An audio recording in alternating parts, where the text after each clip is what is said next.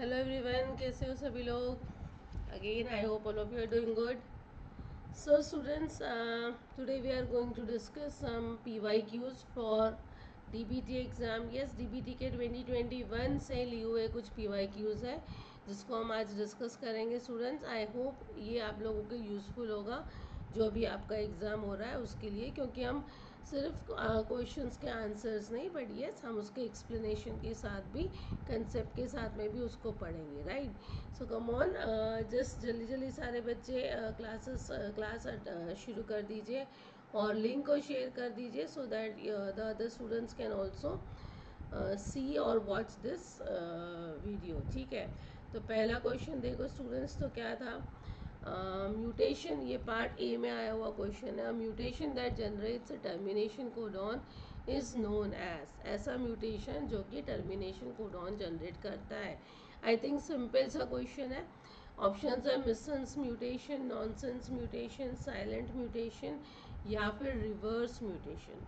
तो क्या आंसर आना चाहिए स्टूडेंट्स. यदि हम ये चारों की बात करें तो पहला जो है मिससेंस म्यूटेशन, उसका मतलब ये कब होगा, जब भी कोई सिंगल न्यूक्लियोटाइड चेंज आएगा डीएनए में. राइट. जिसके कारण yes because of the single nucleotide change क्या हो जाएगा, अलग अमाइनो एसिड फॉर्म होगा, different amino acid, that is a missense mutation. यहाँ पर उसने बोला है कि ऐसा म्यूटेशन जिससे टर्मिनेशन कोडॉन जनरेट होगा. तो पहला तो नहीं होगा, missense mutation is not the correct answer for this. Second में क्या दिया है, सेकेंड ऑप्शन में दिया है हमको नॉनसेंस म्यूटेशन. क्या ये नॉनसेंस म्यूटेशन हो सकता है. नॉनसेंस म्यूटेशन अगेन जहाँ पर म्यूटेशन के कारण क्या हो रहा है,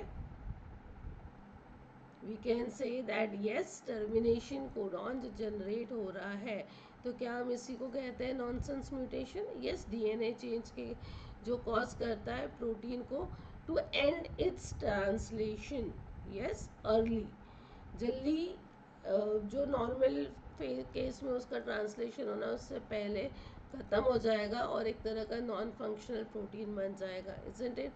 सो we can say that it is nothing but your which is generating a termination codon, तो जिसको हम नॉनसेंस म्यूटेशन कहेंगे. फिर भी हम दूसरे दोनों भी एक बार देख ले कि साइलेंट म्यूटेशन और रिवर्स म्यूटेशन में क्या होता है. साइलेंट यानी सिनोनिमस, इजंट इट. ऐसा चेंज जो कि जो रिजल्टिंग अमाइनो एसिड बनेगा आफ्टर द म्यूटेशन, उसके सीक्वेंस में कोई भी तरह का चेंज नहीं लाएगा, that is silent mutation. Reverse mutation जिसके कारण स्टूडेंट्स क्या होगा, म्यूटेशन ऐसा म्यूटेशन जो कि रिस्टोर करेगा किसको, जो आपका वाइल्ड टाइप फिनोटाइप था उसी को रिस्टोर करके रखेगा. यस, यानी हम बोल सकते कि इफेक्ट जो रहेगा वो रिवर्स हो जाएगा. Isn't it. तो जो क्वेश्चन दिया है उसके हिसाब से हमारा करेक्ट आंसर कौन सा होगा, option B will be the right answer. Now the next question, which one of the following is a chiral amino acid. A chiral amino acid students, ये ना ऐसा अमाइनो एसिड्स जहाँ पर हम कहेंगे कि कायरल एटम नहीं रहेगा, यानी आपका जो सेंट्रल कार्बन रहेगा, राइट, इसके साथ में जो चार आपके फंक्शनल ग्रुप रहेंगे स्टूडेंट्स, ये चारों के चारों अलग होने चाहिए, उसको हम कायरल कहते हैं. Isn't it. तो इसमें बोल रहा है कि इसमें ए कायरल कौन सा है, यानी जो कायरल नहीं है, एलेनिन, प्रोलिन, फिनिल एलेनिन या फिर ग्लाइसिन. यदि हम इन चारों के स्ट्रक्चर एक बार रिवाइज करें तो देखो बच्चों, ये रहा ग्लाइसिन, इसका ये सेंट्रल कार्बन हो गया. Isn't it. यहाँ पर एक फंक्शनल ग्रुप हाइड्रोजन है, एक COO है, एक NH3 और एक और हाइड्रोजन है ना. हाइड्रोजन कौन से कितने हो गए, 2 हाइड्रोजन हो गए. टोटल 4 अलग अलग फंक्शनल ग्रुप होने चाहिए थे, लेकिन यहाँ पर ये 1, 2 और ये 3 ही अलग फंक्शनल ग्रुप है, तो ये कायरल कार्बन नहीं है. यहाँ पर आप देखो एलेनिन में ये एक अलग फंक्शनल ग्रुप है, ये एक अलग है, ये अलग है और ये भी अलग है. Isn't it. तो 4 अलग अलग है. so this is your chiral carbon. तो ये नहीं होगा, यहाँ पर ये एक अलग है, ये दूसरा है, ये तीसरा है और ये भी चौथा है, 4 अलग अलग है. This is also chiral. यहाँ पर ऑल 4 आर डिफरेंट, तो ये भी कायरल है. तो ए कायरल कौन सा है, ए कायरल आपका ग्लाइसिन है. Isn't it. Just a minute students.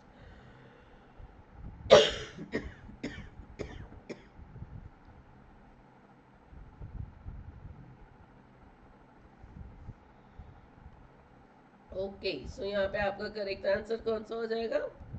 Your correct answer is option 4, that is glycine, isn't it? Now moving for the next one.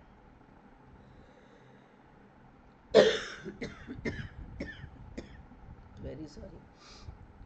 अब यहाँ पर देखो न्यूमेरिकल टाइप ऑफ क्वेश्चन है. बोला you are preparing 100 ml of solution. कितना बनाना है solution? Solution बनाना है 100 ml का, राइट. जहाँ पर उन्होंने आपको दिया है कि आपके पास TrZCl है, राइट, MgCl2 है, DTT है. उनके कॉन्सेंट्रेशन दिए और बोला इफ स्टॉक सोल्यूशन प्रोवाइडेड, यदि स्टॉक सोल्यूशन जो आपको प्रोवाइड किया है उसका कॉन्सेंट्रेशन ये है, राइट, तो amount of each component would be. Simple सा क्वेश्चन है. अगेन स्टूडेंट्स, यहाँ पर स्टॉक वॉल्यूम दिया है, फाइनल वॉल्यूम, यानी स्टॉक्स और फाइनल ही आपको ध्यान में रखना है. तो इसके हिसाब से हमको फॉर्मूला पता है C1V1 is equals to C2V2. Am I right? C1V1 को हम लोग स्टॉक में ले लेते हैं, C2V2 आपका फाइनल हो जाएगा, फाइनल सोल्यूशन. कितना सोल्यूशन बनाना है students? 100 ml. Yes, final volume जो है, फाइनल वॉल्यूम बनाना है आपको 100 ml देयर, isn't it? अब एक सारी चीजें एक एक करके देखते, क्योंकि ऑप्शन में भी आप देखो तो देखो HCl, MgCl2 और DTT तीनों का दिया है, तो हमको ये तीनों को अलग अलग लेकर देखना पड़ेगा. अब गिवन में क्या दिया है? गिवन में हमारे पास में, चलो हम यहाँ पर आई थिंक जगह है. तो देखो गिवन में हम देख सकते हैं कि क्या क्या चीज़ें दी है हमको. यानी जो स्टॉक सोल्यूशन बोला है, एम आई राइट? तो स्टॉक में कितना दिया है? एक HCl है, एक आपका MgCl2 है और DTT है, राइट. तीनों का एक बार देख लेते हैं क्या क्या कॉन्सेंट्रेशन दिया है. 1 मोलार दिया है, 100 मिलीमोलार और 50 मिलीमोलार, ठीक है. तो दिस इज 1 मोलार, 100 मिलीमोलार और 50 millimolar. M I right? 1 molar को मिलीमोलार में कन्वर्ट करना होगा तो 1000 मिलीमोलार हो जाएगा. M I right?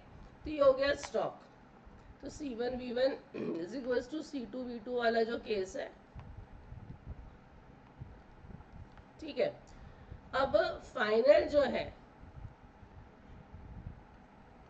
फाइनल में हमारे पास क्या क्या चीजें यहाँ पर आप देखो.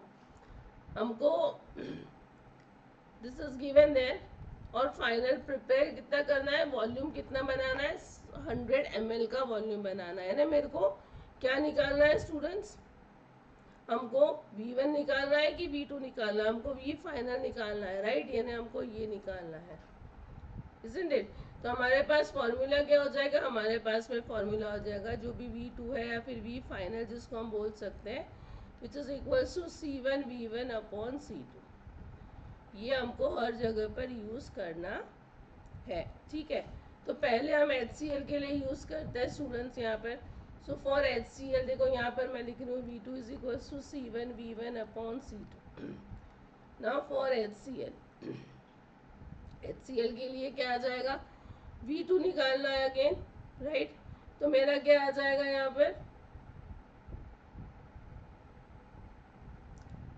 What will be the concentration? पहले यदि हम बात करें C1 कितना है, स्टॉक जो हमने बात की इधर, इट इज योर 1000 आएगा.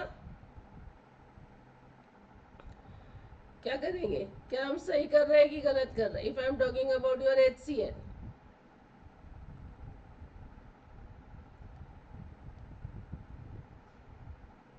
यस, यहाँ पर हमको निकालना है. If I am talking about this, तो हमको करना है, it will be your 100, right, millimolar multiply by जो वॉल्यूम है 100. देखो यहाँ पर दिया हुआ है उसने, है ना, 100 वॉल्यूम है, हमको लेना ही है उसको. यहाँ पर volume will be the 100 there definitely. उसके बाद में यहाँ पर डिवाइडेड बाय कितना आ जाएगा? 1000, isn't it? अब यदि हम इसको सॉल्व करें तो 1 2 3 1 2 3, तो मेरा आंसर क्या आ जाएगा यहाँ पर? V2 it would B 10 ml, isn't it? 10 ml आ गया. सिमिलरली MgCl2 के लिए यदि हम बात करें MgCl2 के लिए भी क्या हो जाएगा, सेम फॉर्मूले से यदि हम देखते हैं यहाँ पर, तो 5 मिलीमोलर, 5 कैसे लिया मैंने, देखो यहाँ पर दिया है, ये रहा आपका 5 मिलीमोलर, है ना, multiply by what would be there यहाँ पर, ml कितना करना है, 100 ml ही करना है, और स्टॉक आपको कितना दिया था यहाँ पर, 50 दिया है, नहीं सॉरी 100 दिया है, इसको 100 कर देंगे, यस दिस इज 100 नॉट 1000, ये 100 ही 100 कैंसिल हो गया था, आ गया आंसर 5, राइट। तो ये भी आपका आ गया 5 ml। DTT की बात करें, सेम फॉर्मूला अगेन, DTT में कितना दिया है यहाँ पर, 1 मिलीमोलर दिया है, देखो स्टूडेंट्स इधर, और इधर है 50, तो 1 मिलीमोलर जो है आपका इधर आ जाएगा, मल्टीप्लाई बाय वॉल्यूम 100 ही है, अपॉन 50, राइट, कैंसिल हो गया, 5 2 10, तो आंसर इज 2 ml। तो 2 ml, 5 ml और 10 ml, देखो अभी ऑप्शन में कहाँ दिया है, HCl 20 दिया है, HCl 10 ml, ये 5 ml, ये 2 ml, यहाँ पर 5 ml एट 10 ml 7.5 नहीं होता है, यहाँ पर 5 है, तो हमारा करेक्ट आंसर आ जाएगा ऑप्शन 2। आई थिंक समझ में आया किस तरह से क्वेश्चन करना था इसको, right. Again it was very simple. Now moving for the next one. Next है, for sequencing DNA by Sanger's method the chain elongation is terminated by। Sanger's method से यदि हमको DNA सीक्वेंसिंग करना है तो चेन इलोंगेशन टर्मिनेट होगा किससे, आपको 4 ऑप्शन दिए, 4 प्राइम 3 प्राइम डिडॉक्सी न्यूक्लियोटाइड, या फिर 2 प्राइम 3 प्राइम, या फिर 2 प्राइम 4 प्राइम, या फिर 1 prime 4 prime. So what should be the correct answer, simple और सीधा सीधा आंसर था यहाँ पर, option 2 will be the right answer. क्यों, because here we can say कि ये लैग कर रहा है 3 प्राइम हाइड्रोक्सिल ग्रुप, यस, जो कि आगे के लिए, यस आगे न्यूक्लियोटाइड एडिशन के लिए ज़रूरी होता है। यदि 3 prime hydroxyl group it is necessary there, right, क्यों, ताकि फॉस्फोडाइस्टर बॉन्ड बन सके जो कि न्यूक्लियोटाइड्स को लिंक करें। यदि ये नहीं रहेगा यहाँ पर, इजंट इट, तो यहाँ पर आगे का एडिशन रुक जाएगा, इसीलिए हमारा करेक्ट आंसर क्या आएगा, this will be the correct answer. Now the next one, match the following है, लिस्ट 1 और लिस्ट 2 में देखो अलग अलग यहाँ पर हमको प्रोसेस दी है, मिथाइलेशन, हाइड्रोक्सिलेशन, फॉस्फोराइलेशन, पॉलीयूबिक्विटेशन। मिथाइलेशन किसका बोला है, lysine, hydroxylation proline, phosphorylation of tyrosine, और पॉलीयूबिक्विटिनेशन ऑफ लाइसिन। यहाँ पर हमको अलग अलग चीज़ें, collagen structure activates gene by modifying histones in chromatin, targets a protein for degradation, और सेल सिग्नलिंग। अब सेल सिग्नलिंग अगेन हम बोल सकते हैं कि सेल सिग्नलिंग का भी आप एक सिंपल सा आप यहाँ पर ले सकते हो, क्या ले सकते हो, सेल सिग्नलिंग में हम मिथिलेशन देखते हैं, हाइड्रोक्सिलेशन देखते हैं, फॉस्फोराइलेशन देखते हैं, या फिर पॉलीयूबिक्विटेशन देखते हैं। जनरली हम बात कर सकते हैं, जब सिग्नलिंग की बात होता है तो फॉस्फोराइलेशन इन चारों में से it is common there, right. So tyrosine का phosphorylation I can connect with cell signalling अभी के लिए, right. I am not sure कि हमको आगे के भी मैच करने हैं। अब देखो एक और चीज सिंपल सा था, targets of protein for degradation. Degradation को प्रोटीन किसी प्रोटीन को टारगेट करना है तो क्या करते हैं हम, हाइड्रोक्सिलेशन करते हैं, मिथाइलेशन होता है, पॉलीयूबिक्विटिनेशन होता है, राइट। डेफिनेटली यदि मुझे डिग्रेडेशन करना है प्रोटीन का, तो यहाँ पर हम क्या करते हैं, यदि हम इसको टारगेट कर रहे हैं तो हम उसको पॉलीयूबिक्विटिनेट करते हैं, इजंट इट। तो इसका आपका डी का 3 आना चाहिए।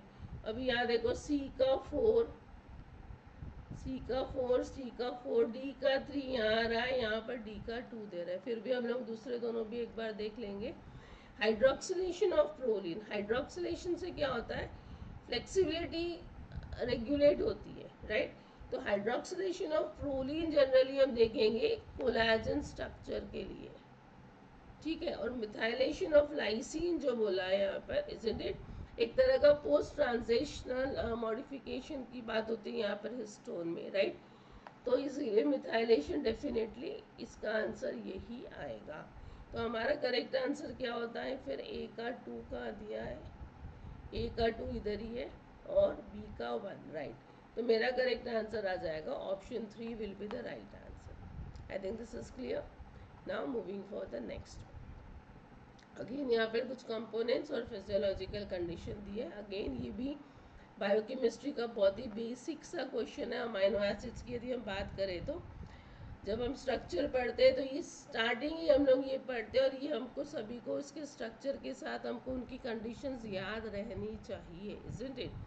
तो ल्यूसीन, लाइसीन, ग्लूटामिक एसिड और ग्लूटामाइन में से कौन सा नेगेटिवली चार्ज्ड है, नॉन पोलर है, अनचार्ज्ड है और पॉजिटिवली चार्ज है? स्टूडेंट सबसे पहले यदि मैं ल्यूसीन की बात करूँ तो ल्यूसीन एक तरह का non polar neutral amino acid है, यस और नो? तो leucine is a non polar neutral amino acid. Leucine के अलावा नॉन पोलर न्यूट्रल कौन सा है स्टूडेंट्स? ल्यूसीन के अलावा चलो एक बार रिवाइज कर लेते हैं। एलेनिन भी है ना? एलेनिन है और कौन सा है? वैलीन भी है, valine, proline, yes, methionine, methionine, tryptophan, उसके बाद में फेनिलैलेनिन, आइसोल्यूसिन, ग्लाइसिन, ये सारे क्या है? ये सारे नॉन पोलर है, एम आई राइट? अब यदि मैं लाइसिन की बात करूँ तो लाइसिन किस में आ जाएगा? Lysine is positively charged amino acid, right? तो lysine is positively charge. Lysine के अलावा और कौन कौन से हैं? लाइसिन के अलावा यदि पॉजिटिवली चार्ज हम देखें तो यहाँ पर हम लिख सकते हैं it is your arginine, yes, arginine और हिस्टिडीन, इजंट इट? फिर यहाँ पर नेगेटिवली चार्ज भी दिया है। नेगेटिवली चार्ज में हमारा ग्लूटामिक एसिड आएगा और एक आता है एस्पार्टिक एसिड, और बच रहा कौन सा? Uncharged polar. तो अनचार्ज्ड पोलर में ग्लूटामाइन आ जाएगा, है ना? ग्लूटामाइन आता है, सीरीन है, थ्रियोनिन है। इन ये सारे कैसे? ये सारे चार्ज नहीं होते, अनचार्ज होते हैं। सिस्टीन है, एस्पाराजीन है, मैं राइट? तो अब इसको यदि हम ऑप्शन को देख ले तो ए का 2 आपको दिख रहा है इधर, बी का आ रहा है 4, बी का 4 यहाँ दिया है, सी का 1, सी का 1 भी यहाँ है और डी का 3। सो your correct answer will be what? Your correct answer is option number 4 for this question also. I think this is clear all of you. Now moving for the next one. Yes, again numerical हो गया। 100 ml of 0.1 normal HCl solution diluted with 50 milliliter of 0.05 normal HCl solution. The normality of final solution is, final solution की normality यानी again वही one, N1V1 is equals to N2V2 या फिर C1C2 is equals to C2V2, am I right? लेकिन यहाँ पर एक और चीज देखने को मिल रही है। यहाँ पर क्या बोला है स्टूडेंट्स? देखो, V1 यहाँ पर 100 ml बोला है, 50 ml भी बोला और नॉर्मेलिटी बोला है फाइनल सोल्यूशन की। इसको डाइल्यूट किया है कितने में? 50 मिलीमोलर में। नॉर्मेलिटी भी दो दी है, 0.1 और 0.05 HCl की ही हम बात कर रहे हैं, तो एम आई राइट? तो यहाँ पर हम बोल सकते हैं ये दोनों को, इसको क्या किया है? इसको डाइल्यूट किया है इसके साथ में और फाइनल सोल्यूशन बोला, ठीक है?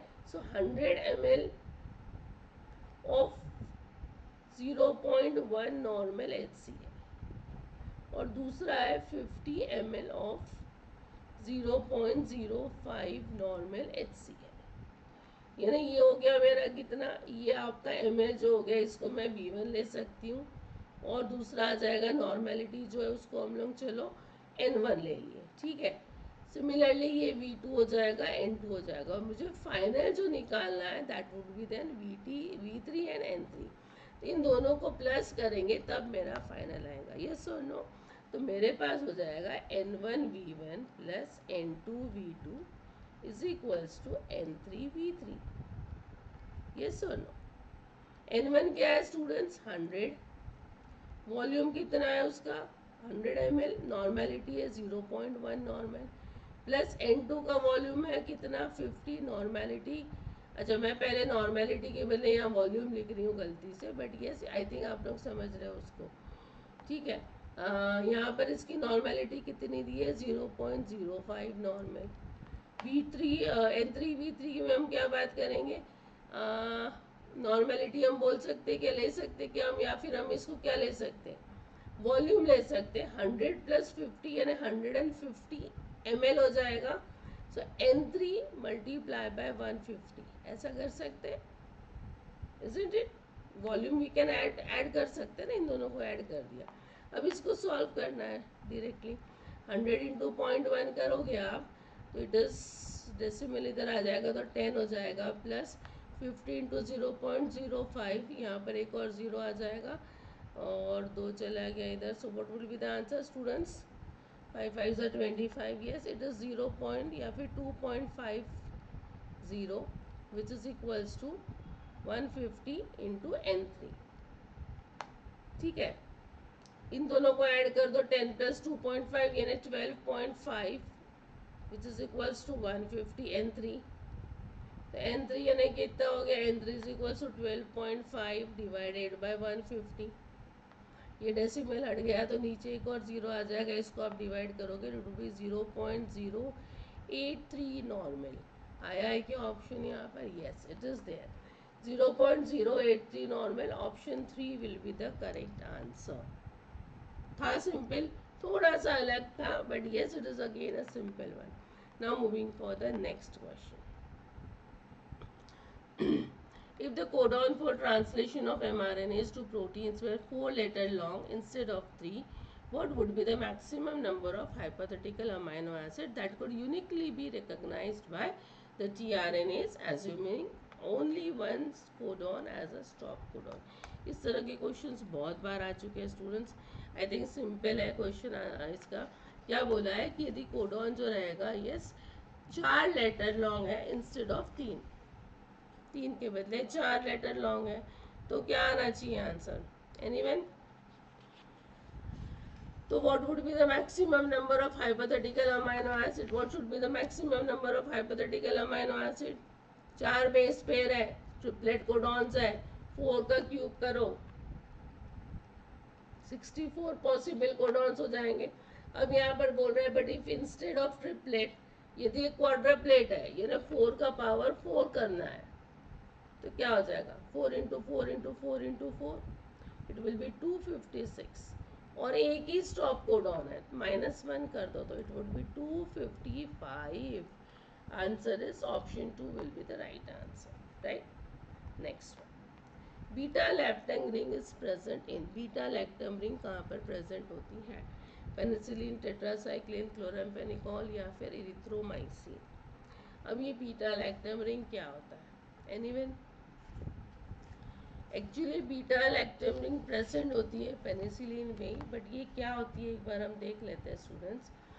ये 4 मेंबर्ड लैक्टम रिंग होता है, राइट। अब लैक्टम क्या है, एक तरह का अमाइड होता है स्टूडेंट्स, यस। और बीटा लैक्टम नाम इसीलिए दिया है इसको बीटा, क्योंकि यहाँ पर जो नाइट्रोजन एटम होता है स्ट्रक्चर में ये बीटा कार्बन पे अटैच्ड होता है, ठीक है। तो बीटा लैक्टम में सिंपलेस्ट बीटा लैक्टम होता है, इट इज 2 एसिटिनोडिनाइन, यस। ये आपका एक तरह का बीटा लैक्टम ही होता है। इनका स्ट्रक्चर जो होता है it is very important there antibiotics में, और एंटीबायोटिक्स में भी मेनली पेनिसिलिन, सेफेलोस्पोरिन और कार्बापेनेम्स, इनमें इट इज़ वेरी इंपॉर्टेंट या फिर एलिमेंट, क्रूशियल एलिमेंट हम ले सकते हैं यहाँ पर, राइट। इनका मेन काम क्या होता है, एंटी माइक्रोबियल एक्टिविटी की तरह से ये काम करता है, यानी जो बैक्टीरिया का जो सेल वॉल बनेगा उसकी जो सिंथेसिस होगी उसको नहीं होने देगा, उसको डिस्टर्ब करेगा, ठीक है। तो बीटा लैक्टम की जो एंटीबायोटिक्स होती है ये बैक्टीरियल सेल वॉल की सिंथेसिस के साथ में इंटरफेयर करती है, कैसे? उसके साथ बाइंड करके इनिबिट करती है ऐसे एंजाइम्स को जो कि सेल वॉल सिंथेसिस करेगा, और वो एंजाइम का नाम हम बोल सकते हैं PBP, that is penicillin binding protein, ठीक है। ये पीपीपी जो है ये बहुत ही ज़्यादा असेंशियल होते हैं बैक्टीरियल सेल वॉल के बनाने के लिए, और यही प्रोटीन्स को ये क्या करती है, इनिबिट करती है। इस तरह से बैक्टीरियल सेल वॉल सिंथेसिस को रोकने का काम करती है। I think this is clear, right. अब बैक्टीरिया को यदि इससे रेजिस्टेंस करना है बीटा लैक्टम से, तो बीटा लैक्टम एंटीबायोटिक से बैक्टीरिया भी रेजिस्टेंस ले सकते हैं बाय प्रोड्यूसिंग एक और एंजाइम प्रोड्यूस करेंगे स्टूडेंट्स, जिसको हम बोलते हैं बीटा लैक्टमेज। ये क्या करेगा, लैक्टमेज नाम है उससे समझ में आता है, ये हाइड्रोलाइज कर देगा लैक्टम रिंग को, इन्हें उसको तोड़ देगा लैक्टम रिंग को, और उसका काम खत्म। इजंट इट, यानी वो अब एंटीबायोटिक इफेक्टिव नहीं रहेगी। तो उसका काउंटर अटैक बैक्टीरिया भी करता है फॉर किसका, बीटा लैक्टम का। आई थिंक दिस इज क्लियर। तो बीटा लैक्टम का यहाँ पर क्या आना चाहिए था, वो कहाँ पर प्रेजेंट होता है, in penicillin. I think this is clear. Now moving for the next one, match the component of list one with list two. Again यहाँ पर आपको अलग अलग ये दिए हैं, isomerisation, redox reaction, group transfer और हाइड्रोलाइसिस। यस, रिएक्शन के रिलेटेड ही दिया है। तो क्या आंसर आना चाहिए स्टूडेंट्स, आइसोमराइजेशन यानी क्या होता है, देखो यहाँ पर क्या दिया, आई थिंक इसी से समझ में आ जाएगा। Transfer of functional group from one molecule to another, transfer करना है, electron transfer from one species to another, electron का ट्रांसफर हो रहा है, इलेक्ट्रॉन का ट्रांसफर यानी कौन सा हो जाएगा, रिडॉक्स रिएक्शन, या फिर cleavage of bonds by addition of water, water को ऐड करके बॉन्ड को क्लीवेज करवा रहे हैं हम लोग, तो दैट इज अगेन हाइड्रोलिसिस। और rearrangement of atoms to form isomers, that is nothing but isomerization. सबसे सिंपल था ये। उसके बाद ये भी बहुत सिंपल है, तो ए का 4 आपको देखो तीनों में ए का 4 दिया है, डी का 3 आपको कहाँ दिख रहा है, डी का 3 आपको इसी में दिख रहा है। तो यहीं से समझ में आया कि option 4 is the right answer, क्योंकि रिडॉक्स रिएक्शन जैसे कि मैंने कहा इलेक्ट्रॉन ट्रांसफर हो जाएगा, और आपका जो ग्रुप ट्रांसफर है, transfer of functional group from one molecule to another, right. So your correct answer is option number. Now moving for the next question. Which one of the following amino acid has a strong tendency to disrupt alpha lysis and beta strand? Options में alanine, tyrosine, glutamate या फिर proline. Simple सा है, it is nothing but your proline, है ना। proline ही ऐसा amino acid है जो कि alpha lysis और beta strand को disturb कर सकता है। Now the next one. Which one of the following is not a characteristic of collagen fiber? देखो collagen फाइबर के स्ट्रक्चर के ऊपर बहुत बार क्वेश्चंस आता है, सीएसआर में भी आता है, डीबीटी में भी आया हुआ है, तो ये वाला टॉपिक भी अच्छे से करके जाना है।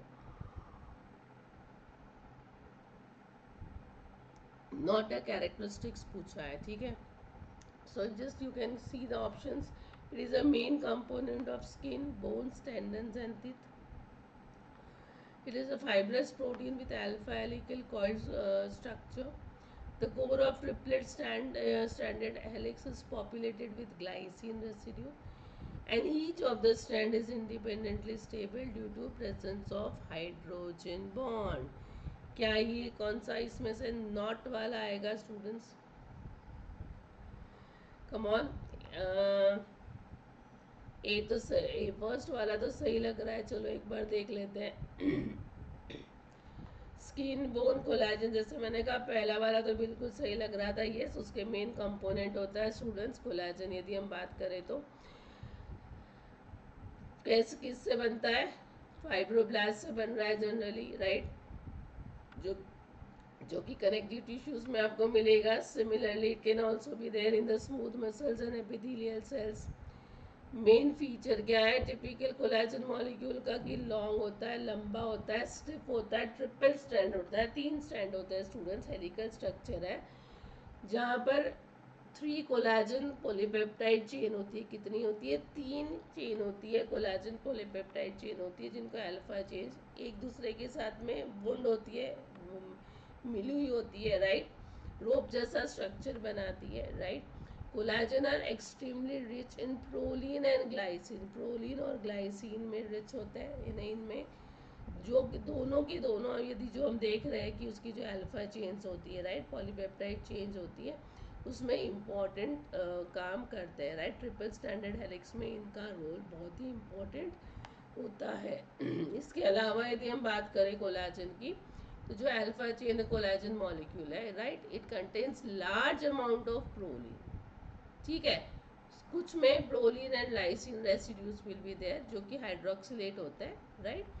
और hydroxylated amino acids, they are important in what, maintaining the stability of triple helix, right, by forming hydrogen bonds between the component chain. तो आंसर क्या आएगा आपका, विच इज नॉट बोला है यहाँ पर।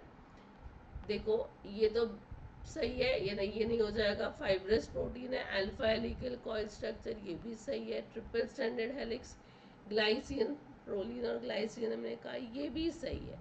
तो क्या गलत है, each of the strand is independently stable due to the presence of hydrogen bond. क्या ये सही है? यहाँ पर इंट्रा चेन रहेगा, यानी इंट्रा चेन हाइड्रोजन बॉन्ड होता है, विच इज नॉट पॉसिबल। यहाँ पर इंट्रा चेन नहीं होगा hydrogen bond, right, inter chain possible होगा, इंट्रा चेन यहाँ पर पॉसिबल नहीं होगा, ठीक है। तो यहाँ पर जो बोला, each of the strand is independently stable due to the presence of hydrogen bond, no, this is not a characteristic feature. So हमारा करेक्ट आंसर क्या आएगा, option 4 will be the right answer. I think this is clear, right? Chalo. Now moving for the next one. Match the components of list 1 and with list 2 again. एक तरह से हम बोलेंगे immunology वाला question है, neutrophils, platelets, B cells, T cells. Simple है, यहाँ पर दिया है make antibodies, phagocytose and destroy bacteria, kill virus infected cells और इनिशिएट ब्लड क्लॉटिंग। तो क्या करेक्ट आंसर आना चाहिए स्टूडेंट्स यहाँ पर? यदि मैं न्यूट्रोफिल्स की बात करती हूँ, तो न्यूट्रोफिल्स एंटीबॉडीज बनाता है क्या? नहीं। फेगोसाइटोज करता है, यस। वायरस इन्फेक्टेड सेल्स सिर्फ उन पे काम करेगा क्या? नहीं। ब्लड क्लॉटिंग में नहीं, ब्लड क्लॉटिंग में तो हम प्लेटलेट्स को ले सकते हैं सीधा, तो बी का तो 4 हो जाएगा, बी का 4 आपको ये 2 में दिया है। न्यूट्रोफिल्स फेगोसाइटोज करेगा, तो ए का 2, ए का 2 यहाँ पर भी दिया है और यहाँ पर भी दिया, अच्छा दोनों में दिया है। अब बी सेल और टी सेल्स की बात करें स्टूडेंट्स, तो बी सेल स्टूडेंट्स एंटीबॉडीज बनाएगा क्या? Can you say that B cells? Definitely B cells ये एंटीबॉडीज बनाते हैं। Plasma cells, yes, memory cells, then plasma cells से हमारे एंटीबॉडीज बनेगा। और T cells, T C cells specifically हम बात करें, तो T C cells virus infected cells को किल करता है। सो अकॉर्डिंगली आपका करेक्ट आंसर क्या हो जाएगा? बी का 1 यहाँ पर दिया है, बी का 4 हो गया, सॉरी सी का 1, यहाँ सी का 3 दिया है, सी का 1 यहाँ है और डी का 3, yes. So your correct answer is again option number 4। I think this is also very much clear. Next one, breeding of AA and AA genotype resulted in 5 offspring. What is the probability that exactly 4 offspring will have AA genotype? Genetic वाला question है, but yes probability के ऊपर भी है again. तो इसको आप कैसे कर सकते हो? देखो मेरे हिसाब से हम इसको इस तरह से करेंगे, ब्रीडिंग करवाया है ए एंड ई, इसका रिजल्ट क्या आएगा स्टूडेंट्स? यदि हम इनको करेंगे तो यहाँ से तो हम बात करें तो this will be A, right, A small A, again A और ए स्मॉल ए, इन्हें 50-50% हो जाएगा, राइट। ये यहाँ पर हम बोलेंगे ए और ये 50-50% वाला चांस है, यानी आधा जीनो, half of the genotype 50%, we can say ये बनेगा, half of the this will be ये। क्या बोला है? The probability that exactly 4 offspring will have a genotype, right, out of what, just a minute, yes, out of what, 50-50 उसने बोला है, तो 5 ऑफस्प्रिंग है, 5 ऑफस्प्रिंग है, उसमें से 4 के पास ए जीनोटाइप ही होना चाहिए। तो I can say get to get, we can say right to get 4/5 possibility कितनी है? समझ लो ए जीनोटाइप है और दूसरा ये वाला ये जीनोटाइप है, लेकिन हमको 4 यही जीनोटाइप चाहिए, राइट? तो हम इसको ऐसे कर सकते हैं, ए को लेट ए बी, इसको सिर्फ ए लिखते हैं और इसको हम लोग स्मॉल ए लिख लेते हैं, ठीक है, फॉर एग्जाम्पल। तो यदि पहली पॉसिबिलिटी हम ये ले सकते हैं आउट ऑफ 5 ना, एक ए, दूसरा ए, तीसरा ए, चौथा है और पांचवा ये। तो एक और पॉसिबिलिटी हो सकती है कि पहला स्मॉल है और 4 कैपिटल है, उसके बाद पहला ए, फिर ये स्मॉल, फिर ये दूसरे 4, फिर ये ए तीसरे में ये डाल दिया, ये हो गया। इसके बाद में 1 2 3, चौथे में गया, ये हो गया, ठीक है। तो कितनी पॉसिबिलिटी है? 1 2 3 4 और 5, 5 पॉसिबिलिटीज हो गई। अब हर एक में चांस कितना बोला है उसने? इसका चांस कितना है? ए आने का 50% और ये आने का भी 50%, तो हर एक का 1/2 हो गया, ठीक है।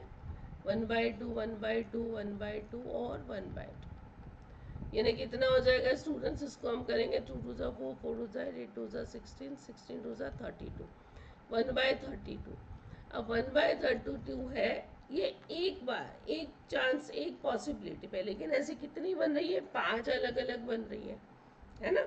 तो इसको मल्टीप्लाई बाय 5 करना पड़ेगा, तो आंसर क्या आ जाएगा? 5/32, राइट? तो हमारा करेक्ट आंसर आएगा option number 4। Now moving for the next question. I think समझ में आ रहा है सभी, right? Next one is which one of the following molecule cause catabolite repression of lac operon, lactose, arabinose, glucose या फिर गैलेक्टोज? करेक्ट आंसर आएगा students option 3, that is glucose, right? Catabolite repression बोल रहा है लैकोपेरॉन का। देखो यहाँ पर क्या होता है, जब साइक्लिक एएमपी की हम बात करें, साइक्लिक एएमपी बाइंड करेगा प्रोटीन से, राइट? प्रोटीन कैटाबोलाइट एक्टिवेटर प्रोटीन है, कैप से जब ये बाइंड करता है, जिससे वो आपका कॉम्प्लेक्स बनाएगा, राइट?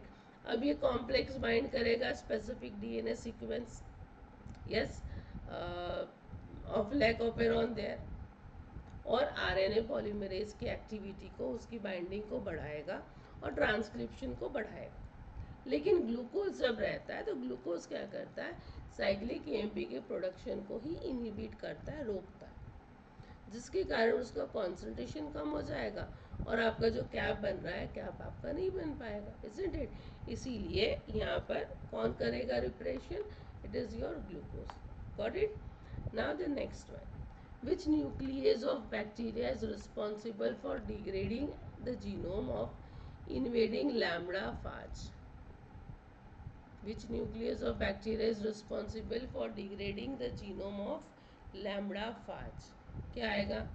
एक्सोन्यूक्लियस, फेगोडिग्रेडेस, रिस्ट्रिक्शन एंडोन्यूक्लियस या फिर टोपियोइसोमरेस? इट इज डेफिनेटली कौन सा आएगा? Option number 3, that is restriction endonuclease. ये क्या करता है? फाज डीएनए को क्लीव करता है, कहाँ पर? स्पेसिफिक रिकग्निशन साइट पे, और इस तरह से उसका क्लीविंग करेगा, ठीक है। तो ये भी बहुत ही डायरेक्ट क्वेश्चन था, आई थिंक ये सभी को पता होगा। Now moving for the next one. Next है DNA fingerprinting for forensic investigation is based on. DNA fingerprinting किस पे बेस्ड होती है फॉर फोरेंसिक इन्वेस्टिगेशन? यदि हम बात करें तो intron sequence, exon sequence, repetitive sequence या फिर प्रमोटर सीक्वेंस? एक्चुअली हम बात करें यहाँ पर तो जो शॉर्ट टेंडम रिपिड्स या फिर माइक्रोसेटेलाइट्स की हम बात करें, right, which is based again on the tandem repeats, yes, variable number of tandem repeats. तो यहाँ पर करेक्ट आंसर कौन सा आना चाहिए? यहाँ पर करेक्ट आंसर डेफिनेटली आएगा repetitive sequences, isn't it? Yes. Now moving for the next one. At which phase of the growth curve are bacteria more sensitive to ampicillin? ampicillin पे कौन से फेज पे ज़्यादा सेंसिटिव है ग्रोथ कर्व पे, right? Bacteria lag, log, stationary या फिर declining? So what should be the correct option? ये आ जाएगा यहाँ पर, देखो जब सेल वॉल एकदम पतली होती है, थिन होती है, तो ये उस समय में ही जनरली एम्पिसिलिन पे सेंसिटिव होती है। यस, और ये जनरली कब होता है? जब भी एक्टिव ग्रोथ फेज होता है, और एक्टिव ग्रोथ फेज बोला यानी that is nothing but the lock phase.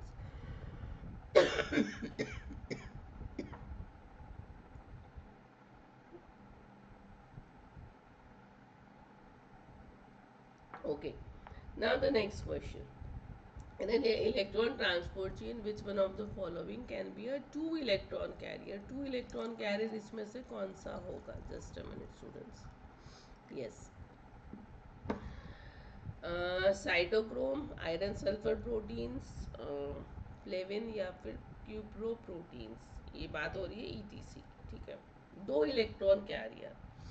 तो यदि मैं साइटोक्रोम की बात करूँ, it is a good question there, right. Cytochrome होगा क्या, या फिर आयरन सल्फर एफ क्लस्टर्स में यदि हम एफ की बात करें स्टूडेंट्स, तो Fe2 प्लस से Fe3 हो जाएगा और एक इलेक्ट्रॉन जाएगा, इसमें M I right?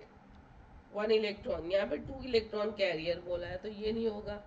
क्यूप्रो protein, cuprous की बात करें तो ये भी आपका Cu2 प्लस होता है, जहाँ से Cu1 हो जाएगा और एक इलेक्ट्रॉन होएगा यहाँ पर भी। लेकिन यस, यहाँ पर आयरन सल्फर तो हो गया, वो हो गया, ये हो गया फ्लेविन। यस, अच्छा, फ्लेविन की बात करें तो FMN या फिर FAD, राइट, या FAD या फिर FMN, दोनों की आप बात करो यहाँ पर, तो यस FMNH2 हो जाता है, FADH2 हो जाता है, which gives again two electrons there, am I right? तो ये वाला हो जाएगा आपका टू इलेक्ट्रॉन कैरियर। तो आपका करेक्ट आंसर क्या आएगा? आपका करेक्ट आंसर आएगा फ्लेविन। फ्लेविन के अलावा और भी टू इलेक्ट्रॉन कैरियर होते हैं, यूबिक्विनॉन UQH2, राइट, NADH2, ये भी रह गए बट ऑप्शन में नहीं है, ऑप्शन में फ्लेविन है, सो your correct answer will be option number 3 for this question. Now, which among the following can be effectively transmitted from person to person due to coughing?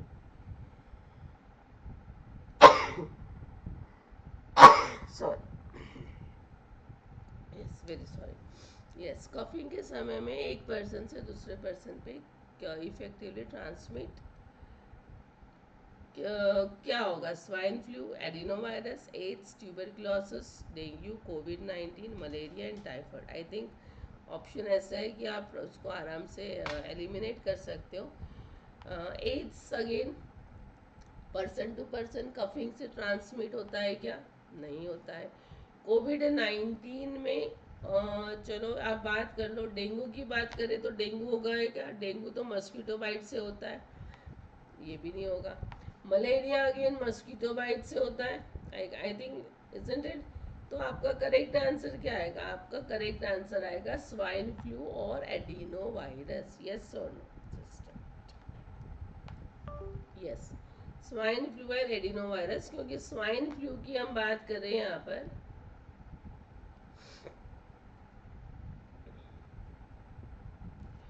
ये होता है by H1N1 influenza virus, isn't it? Adenovirus close contact से होगा, again acute respiratory disease cause करता है, again airborne है ये भी।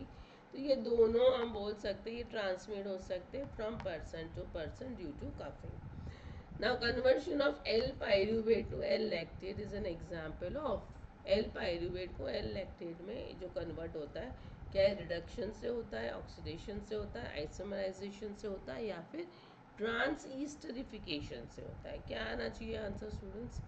L pyruvate to L lactate. देखो स्टूडेंट्स, यदि आपको इक्वेशन याद है, रिएक्शन याद है, नॉट इक्वेशन, पायरुवेट से आपका जो लैक्टेट बन रहा है, दोनों एल ही है, isn't it? ये होता है by the enzyme lactate dehydrogenase. Dehydrogenase enzyme आ गया, यानी क्या आ रहा है मेरा? NADH is converted to NAD, यानी यहाँ पर क्या हो रहा है? डिहाइड्रोजनेज एंजाइम आया, यानी बच्चों रिडक्शन वाला केस होता है, एम आई राइट? तो हमारा करेक्ट आंसर क्या होगा? Option 1 will be the right answer, है ना। Pyruvate is reduced there to lactate. और NADH की यदि हम बात करें तो हम बोलेंगे कि NADH क्या हुआ? ऑक्सीडाइज्ड हुआ to NAD। Am I right? चलो, now moving for the next question. Conversion of UDP galactose to UDP glucose. अब ये कैसे होता है? It is by galactose to glucose, ठीक है, दोनों UDP ही है। Oxidation और reduction, dehydration and hydration, reductive elimination या फिर oxidative addition। ये कन्वर्शन जो होता है स्टूडेंट्स, राइट, गैलेक्टोज से ग्लूकोज, गैलेक्टोज और ग्लूकोज, अगेन एंजाइम यहाँ पर आता है एपीमरेज। यस, गैलेक्टोज एपीमरेज कन्वर्शन करवाता है स्टूडेंट्स। और एपीमरेज एंजाइम बोला है ना, याद करो जब हम रिएक्शंस पढ़ते हैं, राइट, एंजाइम्स पढ़ते हैं, तो इसमें कौन से ग्रुप में आता है? ये आता है ऑक्सीडो रिडक्टेज ग्रुप में। M I right?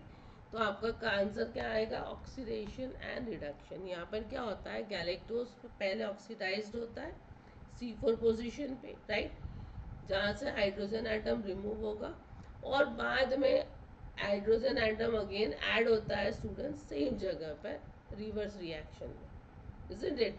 और साथ साथ में यहाँ पर रिडक्शन होता है स्टूडेंट्स NAD का NADH में भी।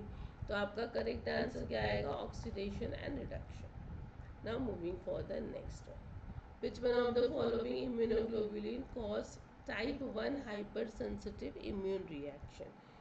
Again बहुत ही सिंपल है, type 1 hypersensitive, IgE, IgG, IgM या फिर IgA। So what should be the correct answer? IgA की बात करें तो secretory, IgA again, IgM generally there primary immune response के लिए रहता है, IgG सेकेंडरी इम्यून रिस्पॉन्स की बात हो रही है। हाइपर सेंसिटिविटी इम्यून रिएक्शन और टाइप 1 बोला है, डेफिनेटली हमारा करेक्ट आंसर आएगा IgE, isn't it? Now moving for the next one. You have recently observed a mutation in gene X in patient with lung cancer, okay? कहाँ पर mutation है? Gene X में है, ठीक है। You have sequenced that, you have sequenced the gene X in this patient and have observed that both the copies of gene X are mutated, and mutation leads to absence of protein X in the patient. The gene is most likely an oncogene, a tumor suppressor, a metastasis inducer या फिर a stem cell associated gene. Good one. क्या बोला है students? Mutation है gene X में, जिसके कारण यदि यहाँ पर म्यूटेशन है तो लंग कैंसर है, यानी ये जीन ना होने से कैंसर हो रहा है, ठीक है। You have sequenced the gene X in this patient and observed both the copies, दोनों copies mutated है। देखो, जीन X के म्यूटेशन से कैंसर हो रहा है, यानी वो जीन X कैंसर को रोक रहा है, उसमें म्यूटेशन है तो कैंसर हो रहा है। तो ओंकोजीन तो नहीं हो सकता है, ओंकोजीन तो क्या करता है? कैंसर कॉज करता है, एम आई राइट? तो जीन X ट्यूमर सप्रेसर हो सकता है क्या? मेटास्टेसिस इंड्यूस, मेटास्टेसिस को इंड्यूस करेगा तो वो भी एक्चुअली कैंसर ही कॉज कराएगा। Stem cell associated gene again नहीं, बिकॉज यहाँ पर कैंसर की बात कर रही है, तो ये ट्यूमर सप्रेसर होना चाहिए। और क्या बोला है उसने? दोनों जीन्स, दोनों कॉपीज म्यूटेटेड है, और mutation leads to absence of protein X। उसके कारण जीन X नहीं है तो प्रोटीन X भी नहीं बन रहा है। तो because there is a loss of function mutation, there will be no protein form. तो जब दो जगह पे दोनों में म्यूटेशन है, दो copies are mutated, definitely two deletions है अगेन, तो हम बोलेंगे, हम कहाँ पर देखते हैं? ट्यूमर सप्रेसर जीन में हम टू डिलीशंस हम लोग देखते हैं, am I right? So your correct answer is option number 2. सिर्फ P53 एक्सेप्शन में जाता है TSG में, कि जहाँ पर दो डिलीशन की ज़रूरत नहीं होती है, isn't it? Now one more question. A protein cargo X is destined for lysosomal degradation in cells under specific condition. This can be tracked by red fluorescence emitted by a tag when it reaches the lysosomes. What will happen when you treat the cell with NH4Cl? NH4Cl sodium ammonium chloride students, ammonium chloride एक तरह से basic environment बनाता है, ठीक है। तो और यहाँ पर क्या दिया है, protein cargo axis destined for lysosomal degradation under specific condition. Lysosomal degradation कब होता है स्टूडेंट्स?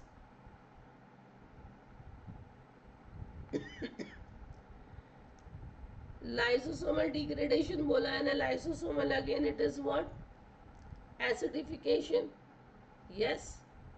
लेकिन ये जो NH4Cl की हम बात कर रहे हैं, ये बेसिक एनवायरनमेंट बनाएगा। तो बेसिक एनवायरनमेंट बनाएगा तो लाइसोसोमल डिग्रेडेशन जो है वो नहीं होगा। डिग्रेडेशन यदि नहीं होगा तो रेड लाइट भी नहीं दिखेगी, फ्लोरेसेंस भी नहीं दिखेगा, क्योंकि यदि डिग्रेडेशन हो रहा है तो वो ट्रैक हो रहा है रेड फ्लोरेसेंस से। लेकिन जब होगा ही नहीं तो रेड फ्लोरेसेंस भी नहीं होगा। तो करेक्ट आंसर क्या आएगा यहाँ पर? रेड फ्लोरेसेंस नहीं, no red fluorescence will be emitted, ये हो सकता है। रेड फ्लोरेसेंस एमिट नहीं होगा, नहीं। तो आपका करेक्ट आंसर क्या आएगा? Option 2 will be the right answer for the question. I think this is clear. One more question, which one of the following strategies do virus employ to evade the human immune system? कौन सी strategies virus employ करेगा to evade immune system of human? Yes, attack करने के लिए। Virus infected cell shows reduced expression of surface MHC class 1 molecule, या फिर virus infected cell increase the expression of pro inflammatory cytokines, virus bind to surface IG on B cells and neutralize them, या फिर virus bind to TCR and block activation of T cells। Immune system पे attack करना है तो कौन सी strategy virus अपनाएगा? देखो, virus क्या कर सकता है? वायरस सिग्नलिंग में इंटरफेरेंस कर सकता है, एंटीजन प्रोसेसिंग को डिस्टर्ब कर सकता है, एंटीजन प्रेजेंटेशन को डिस्टर्ब कर सकता है, सरफेस एंटीजन को मॉडिफाई कर सकता है, कुछ मॉलिक्यूल्स को मिमिक भी कर सकता है, इजंट इट? ये सारे काम करता है वायरसेस। तो यहाँ पर क्या आना चाहिए? Viruses binds to TCR and blocks the activation of T cell, क्या ये कर सकते हैं? यदि उनको ब्लॉक करना है अगेन तो yes, the viruses can what they do, the viruses can block the production और एक्टिविटी ऑफ इंटरफेरॉन, उनकी एक्टिविटी को ब्लॉक कर सकते हैं, जिसके कारण एंटीवायरल रिस्पॉन्स शुरू होगा। ये सरफेस एंटीजन को भी चेंज कर सकते हैं, राइट। ये MHC के एक्सप्रेशन को डाउन रेगुलेट कर सकते हैं, राइट। तो यहाँ पर आपका करेक्ट आंसर क्या आना चाहिए? फिर करेक्ट आंसर आएगा कि they will show reduced expression of surface MHC class 1, ठीक है। Now moving for the next one, in induced pluripotent stem cells, IPSC की बात कर रहे हैं। क्या होता है? Somatic cells are transduced with viral vectors coding for transcription factors that induce a pluripotent state in the recipient cells, या फिर germ cells are transport and passage continuously in culture to maintain a state conducive to future pluripotent cells, या फिर somatic cells are continuously cultured to generate a cell line that is mutagenized to produce pluripotent cells when required, yeah, oncogenes are added to embryonic stem cells to help them stemness for prolonged culture. What should be the correct answer? Induce pluripotent stem cells ऐसे sales होते हैं जो कि reprogram कर सकते हैं हम इनको, right. It can be reprogram from an adult cells, और जो कि बिहेव करेंगे just like the embryonic stem cells, right. Embryonic stem cell के जैसे ही वो बिहेव करेगी। ये कहाँ से डिराइव होते हैं स्टूडेंट्स? स्किन से डिराइव हम कर सकते हैं उनको, या फिर ब्लड सेल से भी डिराइव कर सकते हैं। सिमिलरली स्टूडेंट्स हम बोल सकते हैं कि ये ट्रांसड्यूस हो सकते हैं वायरल वेक्टर से भी, यानी मॉडिफाइड वायरस से भी ट्रांसड्यूस हो सकते हैं। यस, इफ यू रिमेम्बर, ताकि हम क्या कर सकते हैं, कुछ यमना का फैक्टर्स याद है? यस, उनको इंट्रोड्यूस किया जाता है। ऑक्ट4 हो गया, सॉक्स2 है, KLF4 है ना, जो कि ट्रांसक्रिप्शन एनकोड कर सकते हैं ट्रांसक्रिप्शन फैक्टर्स को सोमैटिक सेल्स में। तो यहाँ पर क्या करेक्ट आंसर आना चाहिए? यहाँ पर करेक्ट आंसर डेफिनेटली ए ही आएगा कि somatic cells are transduced with viral vectors coding for transcription factors, जो कि प्लूरिपोटेंट स्टेट को इंड्यूस करेंगे रेसिपिएंट सेल में। इस तरह से जो भी बीमारी है या फिर डिफेक्ट है उसको हम सुधार सकते हैं। इसलिए माइस वाला एक्सपेरिमेंट याद होगा सभी को, बस वही आपको ध्यान में रखना था। A protein X is active when phosphorylated on threonine residue. ठीक है, you wish to mimic this phosphorylation by mutating threonine to another residue. Which one of this residue will you mutate threonine? Simple है क्या? Histidine, tyrosine, क्या आना चाहिए? Glutamic acid या फिर glycine, क्या आना चाहिए? देखो सीधा सीधा था, सिंपल सी चीज़ ध्यान में रखनी है। प्रोटीन एक्स एक्टिव कब है? जब उसको फॉस्फोराइलेट किया है ऑन थ्रियोनिन रेसिड्यूज, यानी फॉस्फोराइलेशन से एक्टिव है। फॉस्फोराइलेशन से क्या होता है स्टूडेंट्स? यदि हम बात करें तो नेगेटिव चार्ज ऐड होता है अमाइनो एसिड की साइड चेन में, है ना।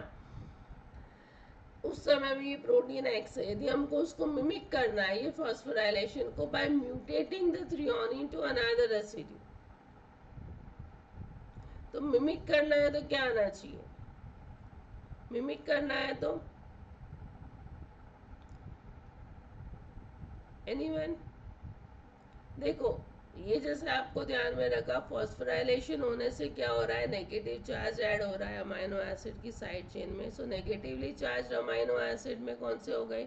ग्लूटामिक एसिड हो गई, एस्पार्टिक एसिड हो गई। फिर रिमेंबर हमने पहला या दूसरा क्वेश्चन ही देखा था जहाँ पे सारे अमाइनो एसिड्स देखे थे, इजंट इट? तो एस्पार्टिक एसिड हो गई या फिर ग्लूटामिक एसिड हो गई, जो कि क्या कर सकते हैं, जो कि नेगेटिवली चार्ज है, हमको मिमिक करवाना है, तो उसी के जैसा ये दोनों में से कोई होना चाहिए। तो ये दोनों में से ही कोई क्या कर सकता है? मिमिक कर सकता है फॉस्फोराइलेशन को। इनमें से आंसर में कौन सा दिया है? एस्पार्टिक तो नहीं है, ग्लूटामिक दिया है, तो 3 will be the right answer. या भी दूसरे ढंग से हम ऐसे भी याद रख सकते हैं कि फॉस्फेट की यदि हम बात करें तो उसके पास में नेगेटिव चार्ज है, तो hence it makes the phosphorylation active. अब हम ऐसा सब्सटेंस यदि यूज़ करेंगे जिसके पास में भी नेगेटिव चार्ज है तो वो मिमिक करेगा डेफिनेटली। तो ये चारों ऑप्शन में से सिर्फ ग्लूटामिक एसिड है जिसके पास में नेगेटिव चार्ज होता है। तो करेक्ट आंसर क्या आएगा? करेक्ट आंसर आएगा ऑप्शन 3। आपको यहाँ पर इस तरह से सोचना है, ठीक है। One more question, which one of the following is a mall nutrition disease? Mall nutrition disease कौन सी होती है? देखो, मैरस्मस, हेपेटाइटिस, कीटोसिस या फिर आर्थराइटिस।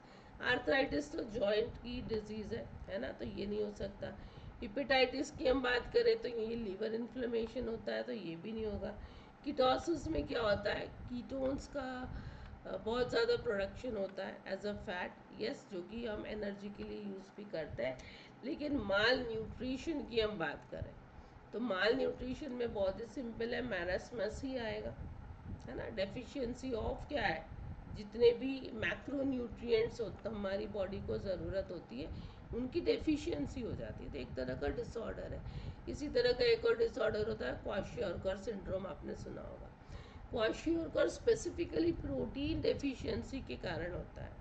दोनों माल न्यूट्रिशन है, बट मैरस्मस ध्यान में रखो कि जितने भी मैक्रो न्यूट्रिएंट्स है उसकी डेफिशिएंसी होती है। और क्वाशियोरकर बोला तो स्पेसिफिकली तो प्रोटीन्स डेफिशिएंसी के कारण होता है, ठीक है। तो यहाँ पर करेक्ट आंसर कौन सा होगा?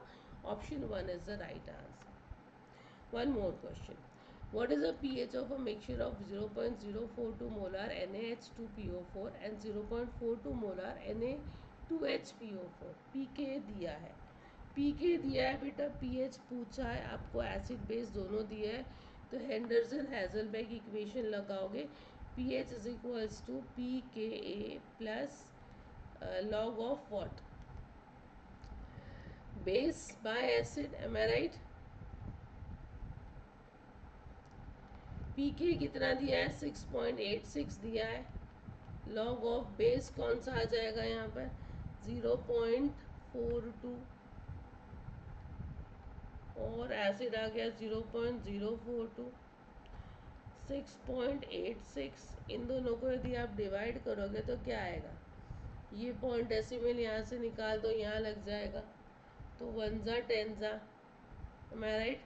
log of 10, log of 10 यानी 1 होता है, 6.86 प्लस 1 दैट इज 7.86, 7.86 दिया है ऑप्शन नंबर 3 में, तो मेरा करेक्ट आंसर आ जाएगा यहाँ पर option number 3। I think this is also very much clear to all of you, right? One more question very fast. yes, cellulose is a polymer of glucose which is made by dash glycosidic bond। बिल्कुल direct question, बहुत बार question यहाँ से आता भी है, ये वाला same क्या आएगा? अल्फा 1 2 लिंकेज 1416 या फिर 14 अल्फा यहाँ पर दिया, तो ये बीटा, ये अल्फा है, तो आई think this is beta, all right. हाँ, तो क्या आना चाहिए यहाँ पर? Polymer of glucose which is made by, कौन सी लिंकेज है? 1 4 है ना, 1 4 है, लेकिन 1 4 कौन सा है? अल्फा है कि beta? It is beta, right? So option 2 is the right answer. देखो ये यहाँ पर दिया है, ये beta 1 4 linked, yes, D glucose units यहाँ पर लिंक्ड होते हैं, ये 1 और ये 4, so 1 4 linkage you can see there, am I right? Cellulose are linked by beta 1 4 glycosidic bond, याद रखोगे। जबकि अमाइलोज की यदि कभी पूछा जाए तो अमाइलोज में रहेगा अल्फा 1 4, ठीक है? विच one of the following defines Sai angle in the protein backbone? अब ये भी बहुत ही बेसिक क्वेश्चन था, कौन सा आना चाहिए स्टूडेंट्स? साई एंगल की यदि हम बात कर रहे हैं तो ये देखो, ओह सॉरी, कौन सा आना चाहिए यहाँ पर? हमको पता है कि इट इज योर, यदि सी अल्फा सी और सी अल्फा के बीच का जो एंगल होता है यही होता है साई, है ना? अदरवाइज जब मैं एन और सी अल्फा की बात करूं तो ये क्या हो जाता है? उसके बाद सी और एन नॉर्मल ओमेगा, राइट? और जब हम फंक्शनल ग्रुप के साथ बात करते हैं इसको, तो हो जाता है काय, isn't it? तो साई फाई अगेन ओमेगा, इस तरह से, तो यहाँ पर तो कौन सा आंसर आना चाहिए? देखो सी अल्फा सी। अच्छा ये देखो एक अच्छा सा था इधर, सी अल्फा सी है, सी अल्फा सी यहाँ पर भी दिया है, ये तो नहीं होगा, और ये सी अल्फा सी यहाँ पर भी दिया है, तो यहाँ पर आप लोगों की मैम कन्फ्यूजन हो रहा है, या फिर हम कौन सा लें, इजंट इट? यहाँ पर तो ये एक साथ में ऐसा ये तो नहीं होगा, ये सी अल्फा सी बीच में, तो देखो यदि हम जब पेप्टाइड बॉन्ड की बात करते तो ये किस तरह से बनता है? इसे ऐसे ही बनेगा, यदि ये सी अल्फा है, ये सी है, ये एन है, एन एच और सी डबल बॉन्ड हो, तो सी अल्फा सी के आसपास क्या है? इधर भी एन है, इधर भी एन है, तो ये दोनों यहाँ पर एन है, और ये वाले में क्या दिया है? ये ओ दिया है और यहाँ पर एन दिया है, तो उसने ये इतना पार्ट दिया है ऐसा, राइट? तो ये सही नहीं होगा, करेक्ट यदि हमको देखना है तो your correct answer will be option number 1। इस तरह से इसको आंसर आपको करना था। आई होप हमने आज जितने क्वेश्चंस किए वो आपको समझ में आए हैं। किसी भी क्वेश्चन में यदि आपको डाउट लग रहा है या फिर ऐसा लग रहा है कि नहीं समझ में आया, आप मुझे कमेंट कर सकते हो, कमेंट में वहाँ पर लिख सकते हो, मैं ट्राई करूँगी आपको एक्सप्लेन करने का। या फिर आप लोगों को पता है टेलीग्राम ग्रुप है, टेलीग्राम ग्रुप में आप ज्वाइन हो जाइए, वहाँ पर भी आप मैसेज कर सकते हो, whatever the queries it would be there, या फिर डाउट जो रहेंगे वो मैं आपका सॉल्व करने की पूरी कोशिश करूँगी, ठीक है। तो I hope the class was useful for you. तो स्टूडेंट्स, जो बच्चों ने अभी तक चैनल को सब्सक्राइब नहीं किया है, चैनल को सब्सक्राइब कर लीजिएगा। यदि कर लिया है तो yes, if you like the class just उसको लाइक कर लीजिए, और जितना ज़्यादा शेयर कर सकते हैं शेयर कर लीजिए। Okay, see you soon with some more questions from 2021. Till then, all of you, bye bye, take care, and have a good day. Bye, everyone.